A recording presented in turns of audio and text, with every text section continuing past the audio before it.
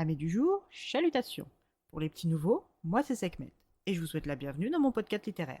Dans mon émission, je vais tenter 3 fois par semaine de vous donner envie de découvrir des livres de tout poil, récents et moins récents. Alors, si ça vous tente, c'est par ici la suite. Aujourd'hui, je vais vous présenter La déesse qui rêvait du ciel de Kristalla Nakim, publié aux éditions Hauteville. Dans ce roman, nous allons partir en Corée du Sud dans les années 1950 à la rencontre de Lee Amy. Cette jeune fille de 16 ans est une réfugiée. Sa mère, son petit frère de 7 ans, Yoonki, et elle ont fui au sud de leur péninsule. Sa mère, qui avait survécu à 35 années de domination japonaise à la Seconde Guerre mondiale, puis à la partition de son pays par des étrangers, devait protéger les siens de la guerre intestine de son propre pays. Quand les forces du Nord ont envahi le Sud, elle, comme bon nombre de ses voisins, ont fui. Ils se sont tous rassemblés au centre de Busan, mais son instinct lui soufflait de ne pas suivre la collectivité, car s'il y avait une descente communiste, tous ceux qui s'étaient regroupés seraient exterminés en une seule fois et sans effort. Elle les a donc installés, son frère et elle, en périphérie de la ville de Busan, dans la maison au toit en paille de son grand-oncle, qui avait eu la gentillesse de la lui laisser en mourant. Cette maison était petite et usée par le temps, mais elle avait le mérite de les protéger, là où d'autres familles moins chanceuses devaient se satisfaire d'un simple morceau de tôle en guise de toit. Amy est une jeune fille libre dans sa tête et ne crache pas dans sa main pour dire ce qu'elle a sur le cœur. Son ami Kyang Wang le sait 100 fois pour une, et même s'il ne l'avouerait pas ouvertement, c'est le trait de caractère qui lui plaît le plus. Depuis qu'ils sont petits, ces deux ados sont amis et leur fuite n'y a rien changé. Chaque soir après leur journée respective, ils se retrouvent pour aller boire en cachette dans des bars clandestins. Amy doit surveiller son petit frère malade de la tuberculose et le veille jour et nuit. Les plantes prescrites par l'herboriste ne sont pas d'un grand secours, et Amy, bien qu'elle sache qu'elle est, d'une certaine façon, chanceuse, ne le ressent aucunement.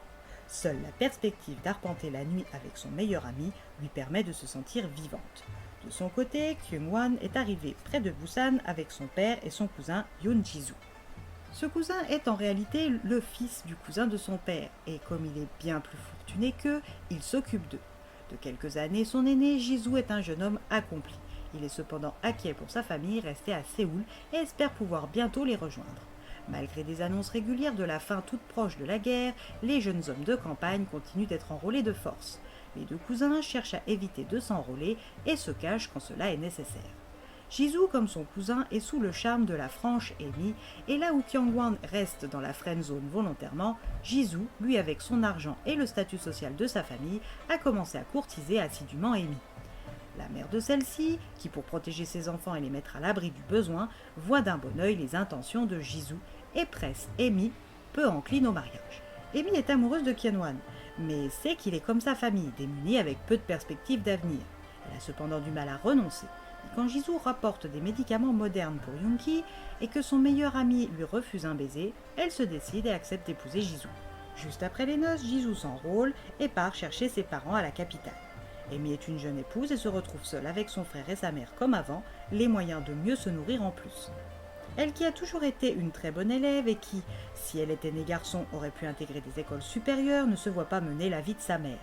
Elle trouve donc du travail dans l'hôpital de campagne, tenu par des étrangers américains pour la plupart, comme lingère avec sa mère, et quand un jour elle a sauvé la vie d'un homme sans faire attention à sa propre sécurité, elle a obtenu les grâces d'un officier. Le commandant Kim lui propose un poste d'assistante des infirmières coréennes et en bonus un peu de râpe de nourriture. Amy rentre chez elle fière de subvenir aux besoins de sa mère et de son petit frère fragile, mais elle connaît aussi sa mère et son mode de pensée. La matriarche accepte tout de même de l'aide bienveillante de cet inconnu, sans remettre en doute l'honneur de sa fille. Commence pour Amy une nouvelle expérience auprès des blessés de cette guerre qui devrait déjà être finie. De son côté, son mari est blessé à l'hôpital avec un bras dans le sac et des soins infirmiers quotidiens. Yuri l'infirmière est son unique phare durant les premières semaines, puis ensuite il va faire la rencontre de Jang-gyul, lui aussi lourdement blessé. Les deux hommes vont sympathiser, atténuant ainsi leur solitude. Quand il aura la permission de rentrer auprès d'Amy, comment celle qu'il a épousée va-t-elle réagir à son handicap? Sera-t-elle la même que dans ses souvenirs? Son petit beau-frère est-il en meilleure santé que quand il est parti? Comment va-t-il se réhabiliter à la vie civile? Qu'est devenu Kyung-wan depuis le mariage de Jisoo et de son Amy? À vous de le lire pour découvrir les réponses.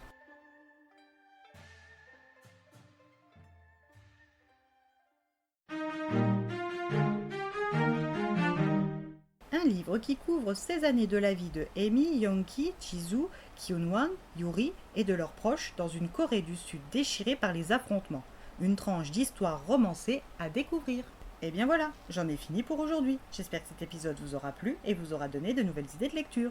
Si vous souhaitez découvrir d'autres petits bonbons littéraires tout droit sortis de ma bibliothèque, je vous retrouve le mardi 3 septembre prochain pour un nouvel épisode.